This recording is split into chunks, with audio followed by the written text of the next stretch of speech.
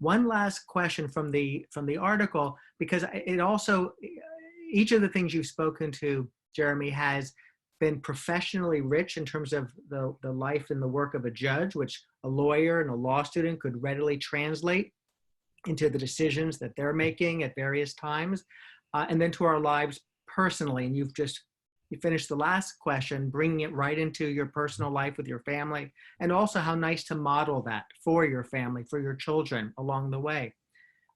One other piece that you bring up is, you say, just as importantly, the attentiveness shown by the judge is communicated to the defendant and everyone else who is present.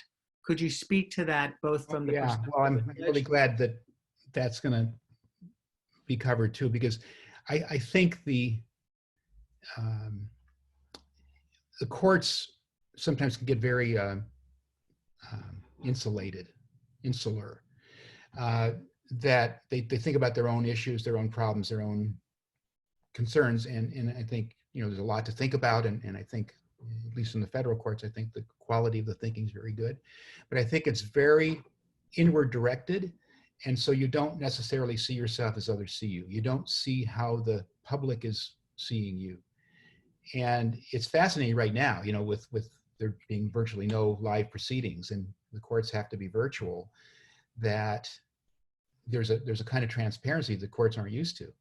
And it's going to be interesting to see how that plays out, because I think the judiciary writ large would benefit from realizing that the public really does not necessarily see them in the same elevated way as the judges themselves do. And one of the things is that the experience of going to court can be very alienating, can be very scary.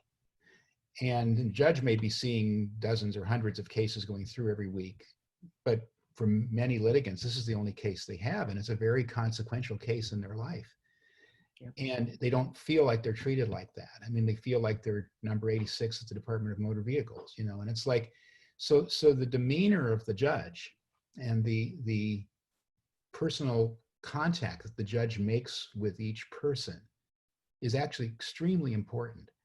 And I remember, and it's bragging on myself a little bit, but I think it makes the point that I always really worked at this, and I think it had to do with my background representing people with mental illnesses, and and really having to overcome so many stereotypes on their behalf. But I always have really gone out of my way to make eye contact with people, to be present with them, to talk with them, to listen to them within the confines of my role as a judge.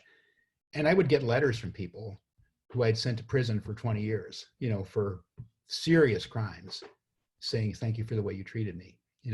That there's something about that interaction that I think cannot be emphasized enough. I mean, it's really important the way judges treat litigants and treat lawyers. And sometimes the litigants and the lawyers have done things that irritate you. Sometimes it's not so easy to be kind to somebody or to even be patient with somebody, because they do things that push your buttons. Or even worse, and not only push your buttons, but they're bad. I mean, they hurt somebody, they hurt somebody for no good reason. And so being able to regulate those interactions and figure out how to have as human an interaction as you can, I think is very important for the image of the judiciary. And I think this is another thing that mindfulness practice strengthens, in the same way that it strengthens the other things we've talked about.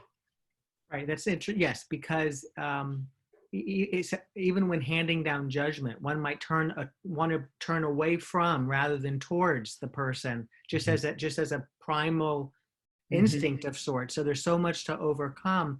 And what you're speaking to also reminds me of our dear friend and colleague, Chris McAlilly, Sure. Judge McAlilly, who shares with you that very strong feeling for a sense of procedural fairness and for those important qualities, which translate into being at home, right, with our family, and the ways that we interact with those closest to us, because our buttons can be pushed, and right. Sometimes not everybody does the right thing, especially sometimes our children, and ways of being in relationship to those very personal moments.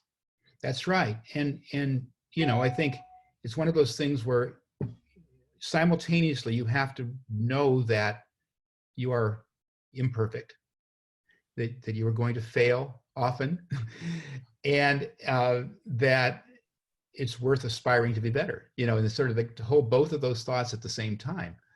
And I think, for a recovering perfectionist like me, I mean, that's not the easiest thing. I mean, like I didn't want to be wrong in the first place, and it's hard for me to admit it sometimes, but it's getting easier, because I just think that's part of the process is realizing that, well, of course you make mistakes. I mean, that's part of being, it's just part of being human. And so if you make a mistake, go clean it up. Right. Well, and you're being kind by because I was speaking to it in some ways as sometimes your children will not do the right Well, thing. right. Sometimes your partner will say something that might, and so to be able to carry that same quality of open-hearted, Sure, attentiveness to help that process when we might. no, sure, and I think that's true too. You can. I mean, my spouse and I we do this a lot. I mean, she's meditated for almost as long as I have, and and it's like we actually are very different. I mean, we grew up in very different families. We have very different ways of communicating, and so sometimes we'll miss each other even now. I mean, we've been together 47 years, and so you have to sometimes to say, hey, when you said that way, it had this, it landed this way, right? But you can say that in a kind way and in an informative way, rather than in anger, and it's, and I'm not going to say that I've always succeeded in doing that, but I mean, that's at least I have a picture of where I'm trying to go with that. That's right. And these practices help us get there in ways that are sometimes surprisingly effective. Okay.